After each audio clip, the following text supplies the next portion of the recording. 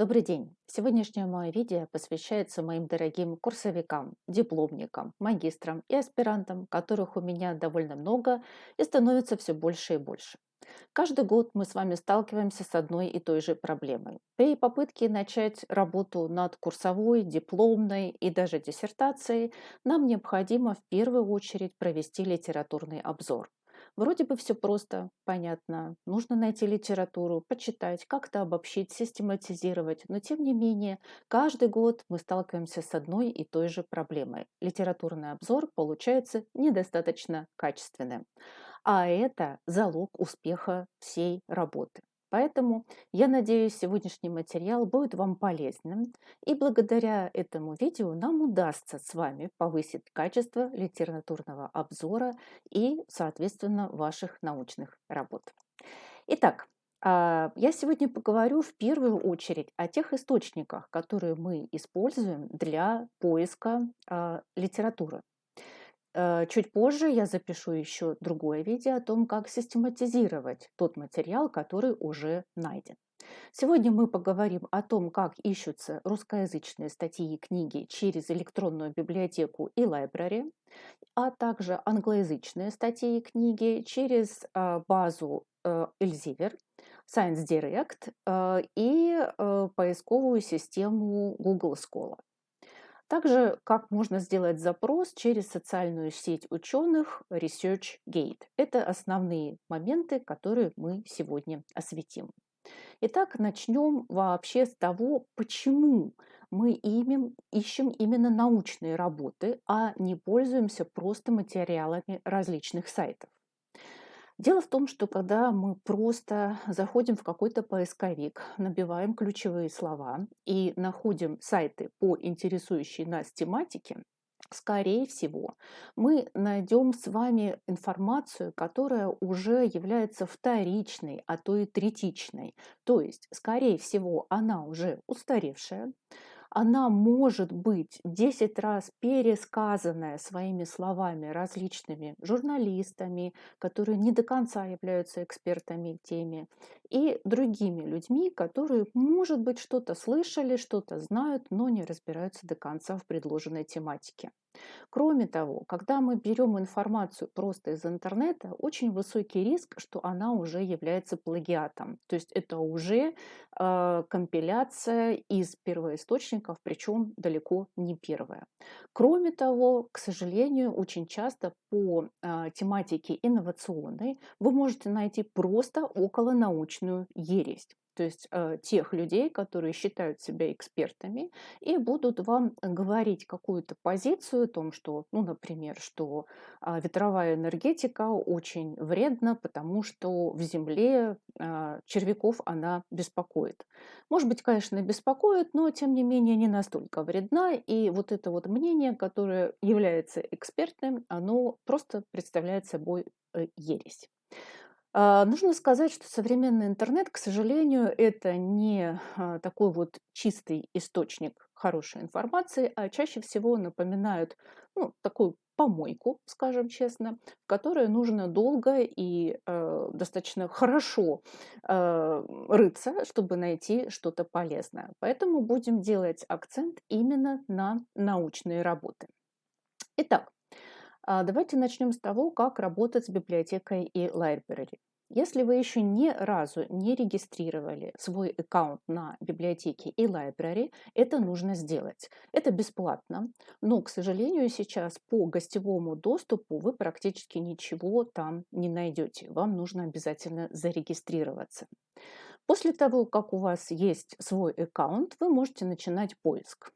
Поиск обычно расположена панель в левом углу, в левой стороне, и вы можете видеть окно «Поиск» непосредственно, а также можете видеть в навигаторе тоже еще окно «Поиск».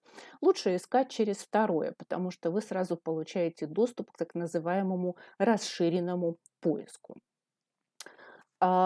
Следующий момент.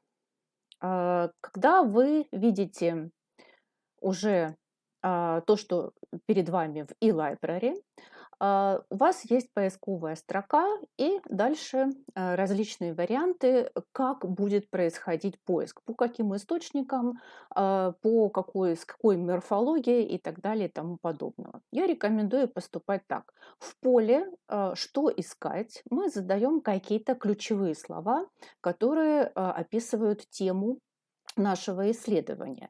То есть мы можем попробовать с какого-то одного слова или словосочетания. Потом, если что-то у нас получилось неудачно, соответственно, это словосочетание поменять. Ну вот я взяла пример водородная энергетика. У меня одна аспирантка сейчас работает как раз по этой тематике, поэтому для нас это актуально. Дальше мы задаем, где искать. Вы видите, что здесь есть несколько вариантов. Можно искать в аннотациях публикаций, в названии, в ключевых словах, в названии организаций, авторов, в списках цитируемой литературы, в полном тексте публикаций. Я рекомендую искать сначала хотя бы в названии. Можно еще ставить галочку в аннотации и ключевых словах. Как правило, это одно и то же бывает пересечение, но может расширить. То есть аннотации, ключевые слова могут расширять область поиска помимо названия. Дальше тип публикации. Если мы говорим о обычной научной работе, даже типа курсовой, то лучше всего ориентироваться на научные статьи, потому что книги являются уже, как правило, вторичным источником информации, а статьи обязательно должны содержать элемент научной новизны, и все новые научные результаты сначала публикуются в статьях. Только через какое-то время эти результаты становятся книгами. То есть книга– это уже более систематизированный и обработанный источник научных знаний. Материалы конференций и так далее тоже могут быть полезны, но, как правило, в материалах конференций все результаты публикуются в очень сжатом виде, там 3, 4, 5 страничек, и что-либо понять по ним довольно сложно. Что еще можно обратить вот на этом поисковике внимание? Годы публикации. Я специально выделила красными овалами то, о чем я говорю. Обратите, пожалуйста, внимание. Как правило, нас будут интересовать самые новые работы. Да? То есть это может быть глубина поиска 5 лет за последние 5 лет, может быть за последние 10 лет. Что-то более длительное, ну, как правило, это уже считается устаревшим материалом, особенно в таких динамичных и быстро развивающихся областях знания, как социальные науки, а, если у вас, допустим, естественные науки или технические науки, тогда, может быть, имеет смысл еще и захватить там чуть подольше период, допустим, 15 лет. Далее, на что мы можем обратить внимание далее? А, Когда у нас выводятся результаты поиска, во-первых, мы сразу можем посмотреть, сколько их. Вот здесь на данном слайде у нас получился 61 публикация найдена всего. Это неплохой результат. Можно посмотреть, что нам тут предлагают. Когда мы смотрим перечень публикаций, которые найдены, мы можем обратить внимание вот с левой стороны, у каждой из них под номером есть кружочек, либо зеленого цвета, либо желтого, либо красного.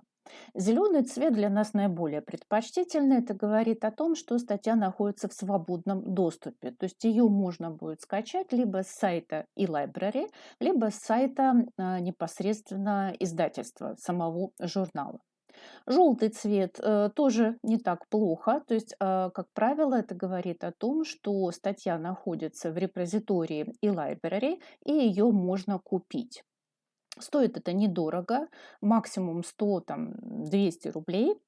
И если вы решите после прочтения аннотации, после того, как посмотрите все остальные источники, вы решите, что вот эта вот статья вам именно нужна, можно ее даже приобрести с сайта eLibrary и оплатить покупку онлайн, она тогда моментально оказывается вам доступна.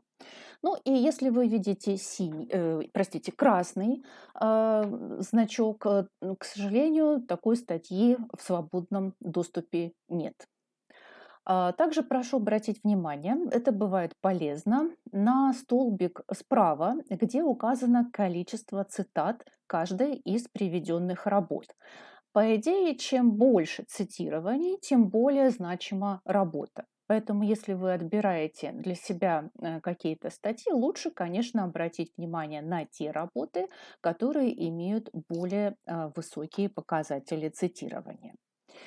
Далее, попробуем сейчас пройти по ссылке самой первой статьи, которая нам попалась, и посмотреть, что мы видим, какую информацию мы можем видеть по этой статье. Открываем и видим. Ну, во-первых, мы видим более подробно информацию о журнале, в котором опубликована эта статья. Важно бывает обратить внимание на рейтинг самого журнала. Рейтинг самого журнала, как правило, оценивается по показателю Impact Factor. Импакт-фактор в РИНС здесь у журнала 0,132. Ну, честно говоря, это не сильно высокий импакт-фактор. Если будет импакт-фактор ближе к единице или больше единицы, то такие журналы более респектабельные и, соответственно, работы, которые вы в них найдете, больше вероятность, что они вам дадут хорошие подсказки. Можно посмотреть больше на ту область знания, которая характеризуется кодом ГРНТИ или специальностью ВАК. Вот я не случайно выбрала такой обобщенный пример, да, водородная энергетика. При задании такого словосочетания мы можем найти статьи как в экономических журналах, так и в технических журналах. И иногда нам нужно отмести часть работ, ну, скажем, если это будут работы именно по физике, вряд ли они помогут чем-то экономисту и наоборот. Поэтому вы можете сразу посмотреть, соответствует эта работа вашей специальности или совершенно не соответствует. Хотя, конечно, стоит оговориться и заметить, что далеко не всегда вот эти вот коды ГРНТИ, коды УДК и даже специальность ФАК действительно отражают основное содержание статьи.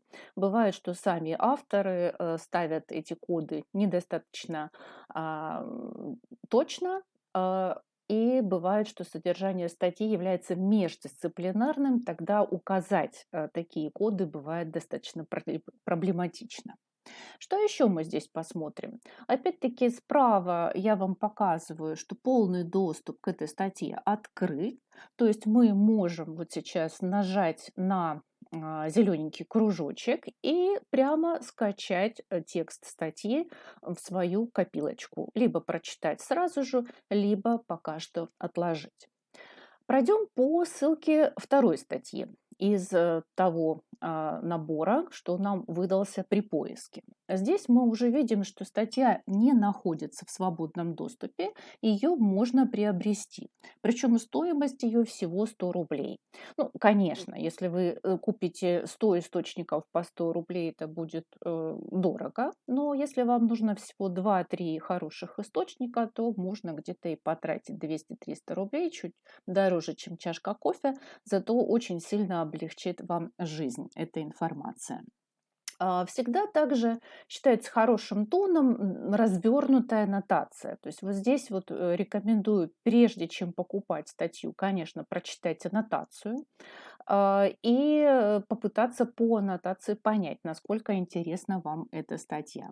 Также информация о журнале, которую мы можем найти, и другие вот параметры, там, какого года статья, откуда авторы. Может быть, тоже полезна эта информация, если мы отслеживаем работы определенного автора или определенной научной школы. Хочу обратить ваше внимание еще на одну такую полезную особенность, о которой я сама узнала сравнительно недавно. Когда мы набираем публикации, так или иначе, они у нас потом все отобразятся в списке источников в конце курсовой, диплома, диссертации. И вот эти вот списки источников, как правило, мы должны оформлять по требованиям ГОСТ, ну, если мы говорим о русскоязычном сегменте, да, образовательного процесса, то это требование ГОСТ. А ссылка зачастую вот в library, она не выглядит по ГОСТ, она выглядит по-другому.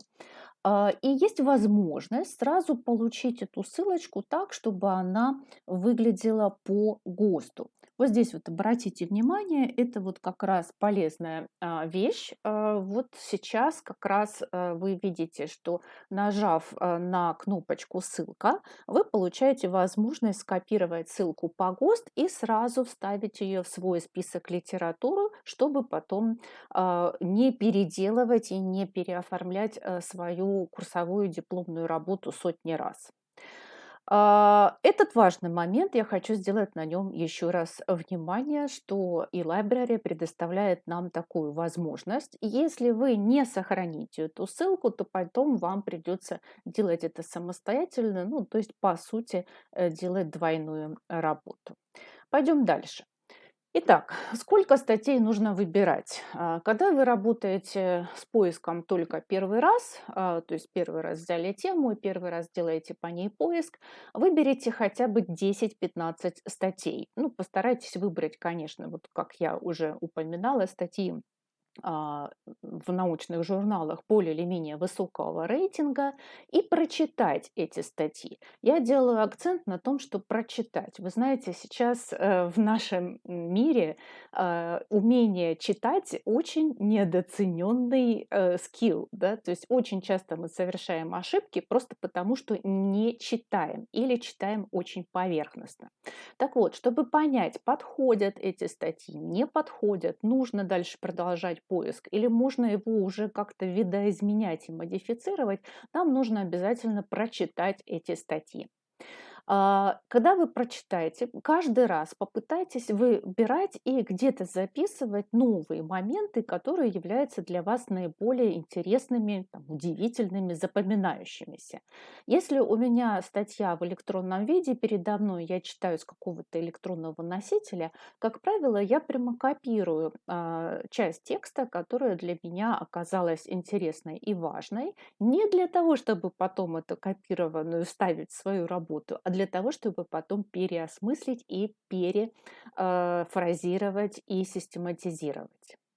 Если вот первые 10-15 статей оказались пустыми, да, то есть все, что вы прочитали, это просто бла-бла-бла, никакой конкретики, тогда, к сожалению, поиск нужно продолжать и нужно модифицировать, варьировать слова и словосочетания для поиска, то есть попытаться задать другие ключевые слова для поиска. Если же вам повезло, и вы нашли хотя бы один-два источника информации, достойных, то есть где вы чувствуете, что очень много нового, много статистики, много ссылок на какую-то аналитику, на нормативно-правовую базу, тогда можно попробовать так называемый метод звездный.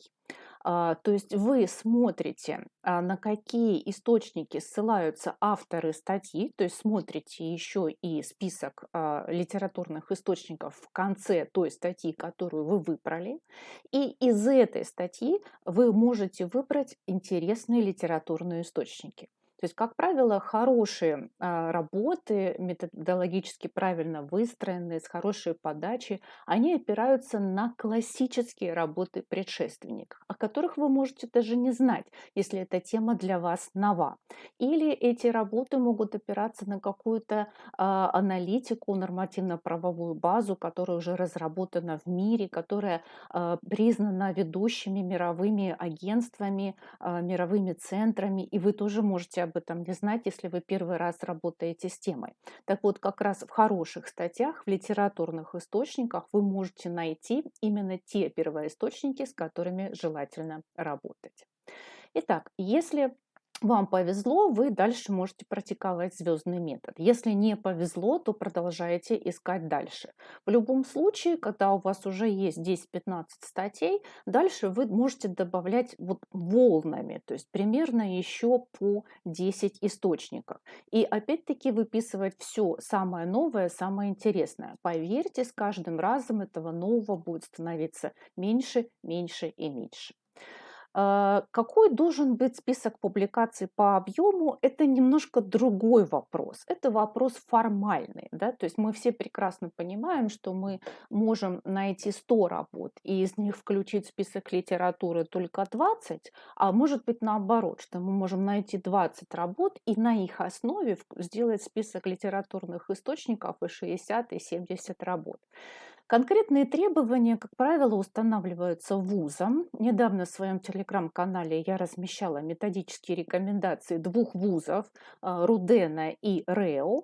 И там были такие цифры около 50 работ. Это для бакалаврских ВКР. Если мы говорим о магистров, то здесь требования немножко больше разнятся, то есть это, как правило, больше 60, больше 70 источников. Ну а если мы говорим уже о диссертации кандидата наук, то это уже, конечно, более 100 источников.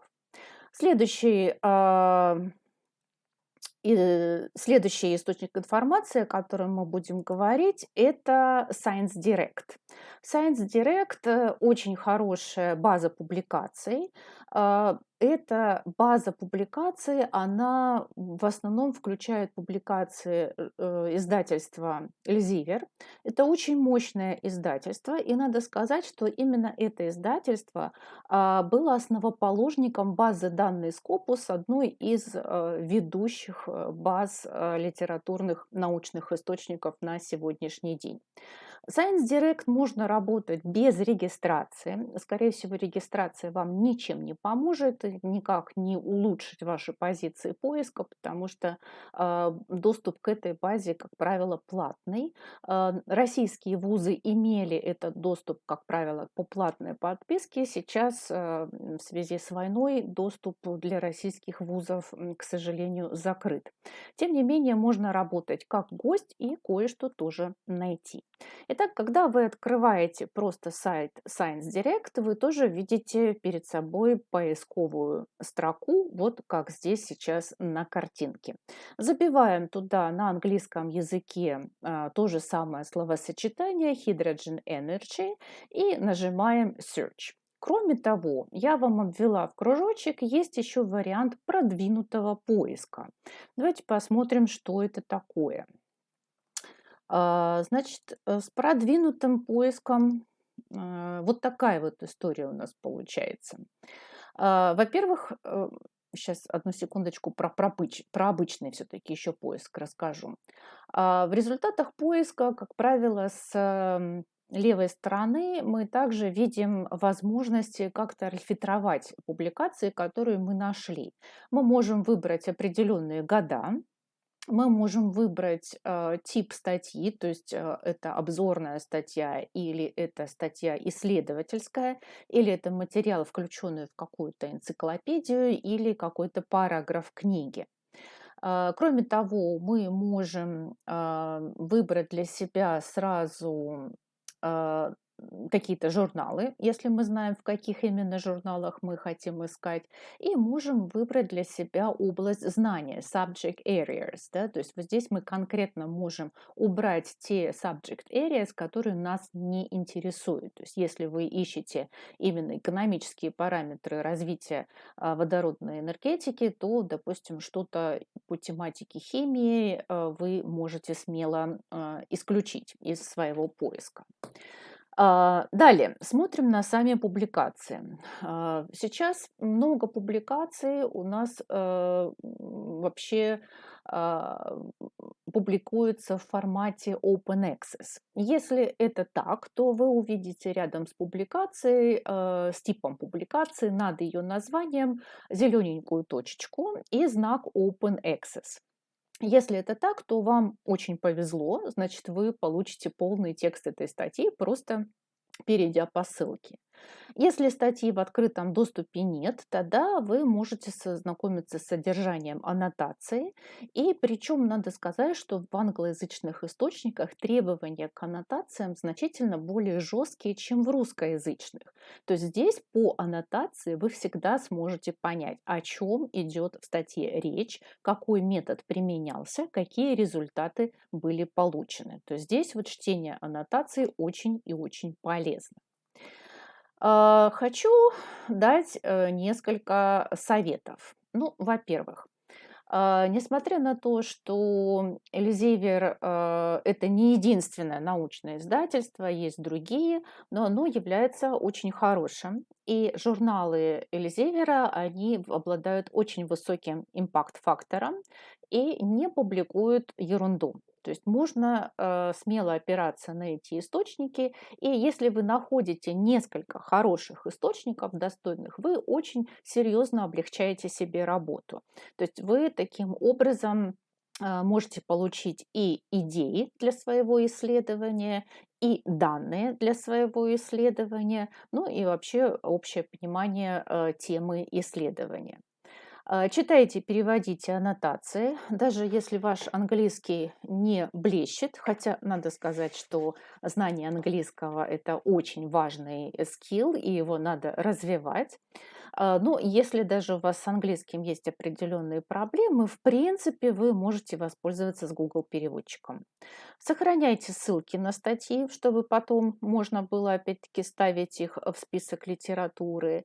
И если вы поняли, что статья вам очень сильно нужна, а в свободном доступе ее нет, то можно будет попробовать два разных пути, чтобы ее получить. Один является абсолютно легальным, второй является не сильно законным, то есть это обращение к пиратскому ресурсу Science Hub, но опять-таки в условиях, когда российская наука полностью отрезана от мировых баз данных, это получается один из доступных вариантов. Пойдем дальше. Еще один источник, о котором хотелось бы сказать, это Google Scholar. Google Scholar это поисковик Google Академии, и он тоже работает абсолютно бесплатно. То есть вы можете зайти на сайт Google Academy и можете работать там как зарегистрировавшись, так и не зарегистрировавшись. Я все-таки рекомендую зарегистрироваться. Во-первых, у вас будет возможность сохранять результаты поиска, и это бывает полезным. А второй момент, что вы можете таким образом следить за своей публикационной активностью, если таковая у вас имеется. Вот на картинках я привела скриншот с титульного сайта, то есть главной страницы сайта Google Академии, в том случае, если у вас аккаунт уже имеется. И вы видите, что можно зайти в свой профиль и можно зайти в так называемую свою библиотеку, то есть в те списки публикаций, которые вы уже когда-то искали и сохраняли. Если вы заходите в свой профиль, вот здесь я сделала скриншот со своего профиля, то здесь много интересной информации о том, какие ваши статьи опубликованы, какие цитируются, какие имеют самые высокие рейтинги, какие являются не столь успешными. Причем сразу скажу, Google Scholar работает как с англоязычной, так и с русскоязычной литературой. Поэтому результат вашего поиска будет в основном определяться тем языком, на котором вы записали сам запрос. Итак, в поисковой строке вы опять-таки вводите нужное словосочетание или нужное слово. Здесь я немножко поменяла пример и взяла циркулярная экономика. Сразу у вас выводятся те работы, которые содержат это словосочетание либо в названии, либо где-то еще, ну, как правило, для начала в названии. И тоже у вас с левой стороны появляется панель, в которой вы можете поставить некоторые фильтры. Допустим, вы можете опять-таки выбрать даты публикации, то есть ограничить глубину поиска. Вы можете отсортировать публикации либо по дате появления в печати, либо просто по релевантности вашему запросу. Ну и так далее. Вы можете там включать цитаты, не включать цитаты и так далее.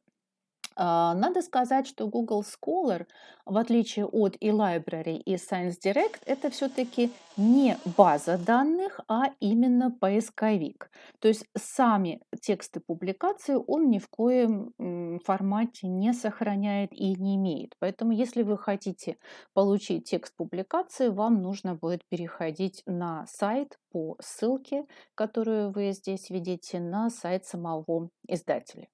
Что есть приятного у Google Scholar? Он тоже дает возможность сохранить ссылку на статью сразу. То есть вот когда у вас результаты поиска вам видны, помимо названия статьи, там некоторых словосочетаний, которые встречаются в тексте этой статьи, там еще есть возможность кнопочка «Цитировать».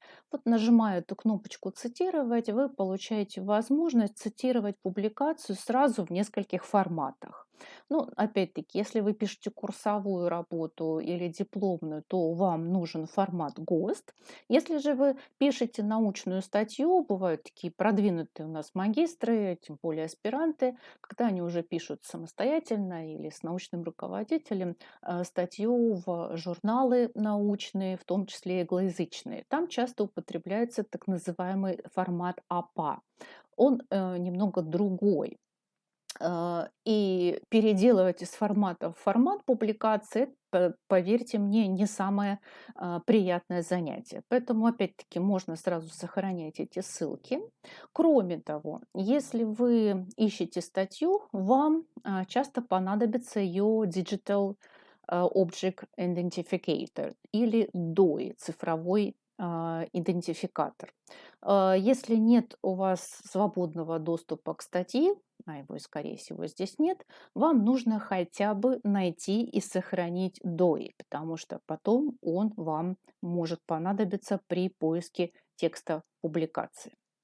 Расширенный поиск в Google Scholar тоже есть такая возможность, но опять-таки она доступна только зарегистрированным уже пользователям. Вы заходите в свой аккаунт, и там у вас в верхнем углу слева тоже есть вот такая вот кнопочка, которую вы нажимаете, и у вас появляется несколько опций, в том числе опция расширенного поиска.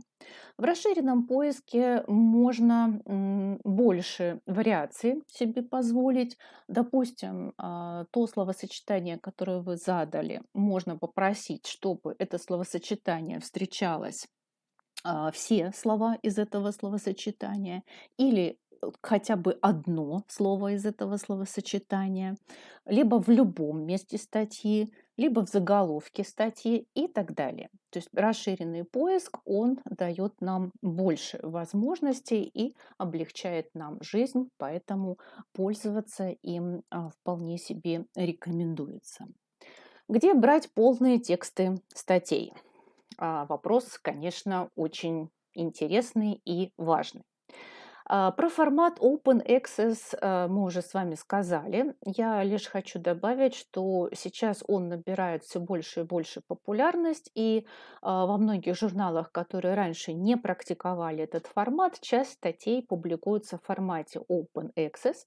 Почему? Да потому что в этом просто заинтересованы сами авторы. Мы, люди, работающие в науке, измеряем производительность своего труда в таких показателях, как количество публикаций и количество цитирований. Чем больше цитируются наши работы, тем нам же, авторам, лучше. Поэтому мы заинтересованы в том, чтобы люди имели доступ к нашим работам. И часто мы сами платим деньги за то, чтобы журналы этот доступ людям открыли. Вот такая вот история.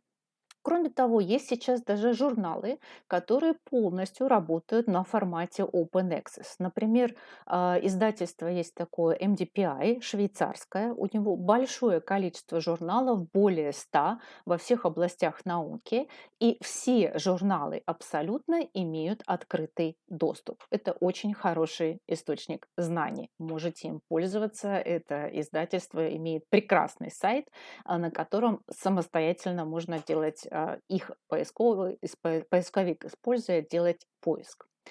В хорошем случае у вас должен быть университетский доступ к базе Scopus и другим базам, ну, например, той же Web of Science. Но опять-таки я повторяюсь, в России сейчас сложные времена. Этот доступ для российских ученых закрыт. А в других странах, то есть если вы находитесь там, в Казахстане, в Армении или в Киргизстане или в Узбекистане и пользуетесь Скопусом, если ваш университет оплатил доступ, то тогда он у вас будет, и, конечно, вы будете в такой привилегированной позиции сразу получать доступ ко всем статьям, которые вам нужны. Если же нет, что можно сделать? Можно попробовать воспользоваться социальной сетью ученых, так называемым ResearchGate. Очень интересный ресурс.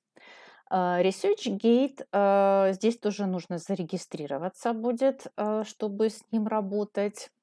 Это бесплатно абсолютно. И опять-таки это, в принципе, это социальная сеть. То есть если вы планируете какую-то свою научную карьеру, то вы тоже можете использовать этот профиль, эту публикацию и выкладывать туда свои публикации.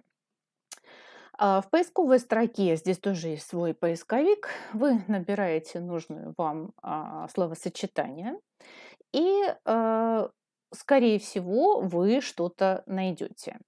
То есть авторы могли выложить эту публикацию уже в свободный доступ, тогда вы найдете сразу все, что вам нужно, или же вы можете попросить автора выслать вам полный текст публикации.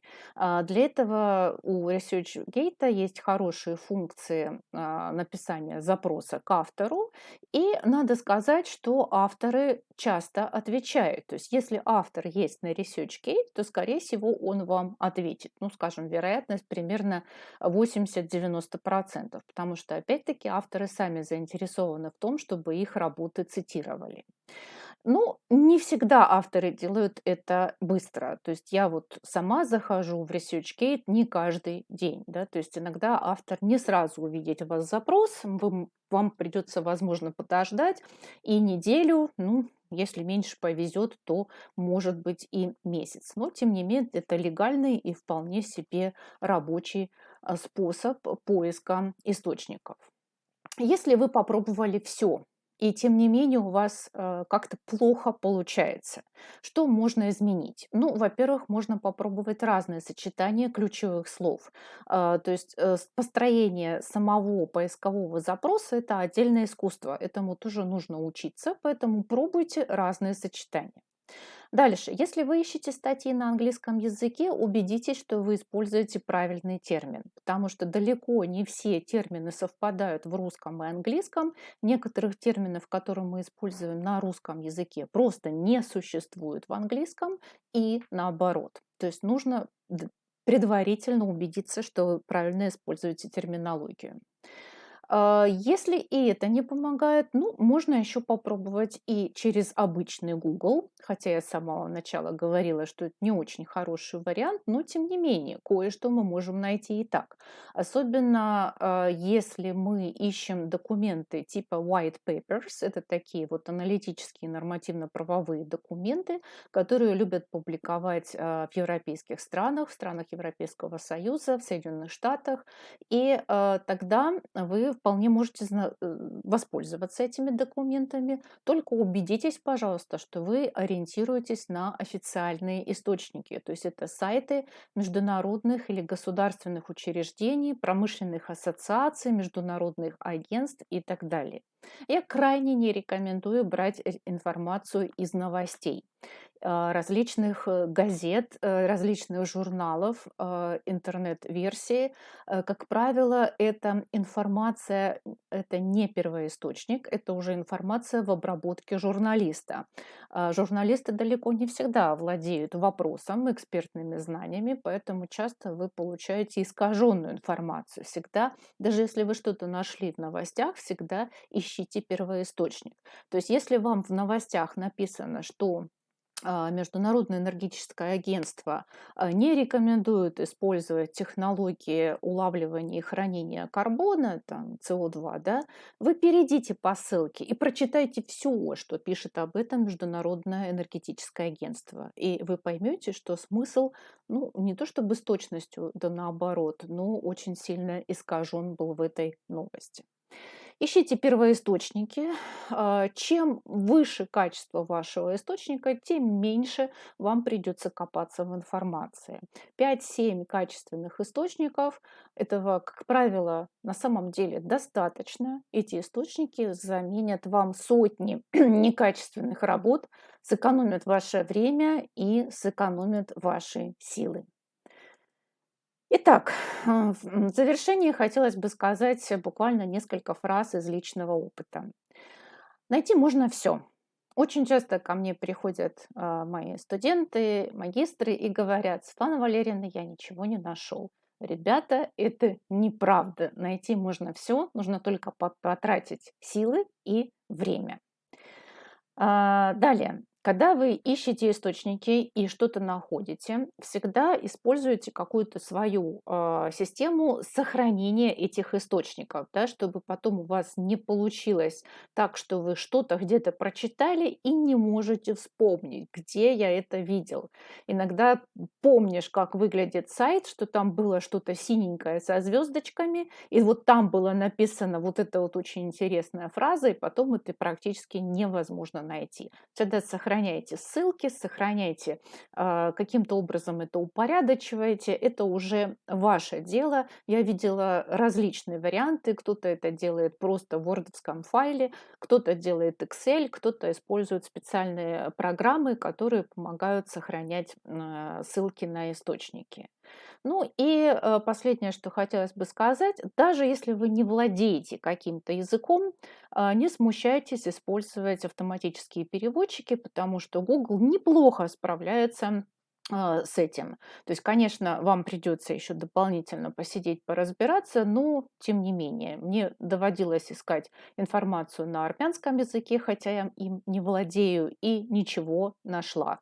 С китайским похуже, если честно, потому что другая знаковая система. А если любой европейский язык, в принципе, даже если вы его не знаете, все равно поиск на нем вполне себе возможен. Ну, на этом у меня все. Спасибо за внимание. Будет продолжение о том, как систематизировать информацию и делать уже обобщение. Но это в следующий раз. А пока всего доброго.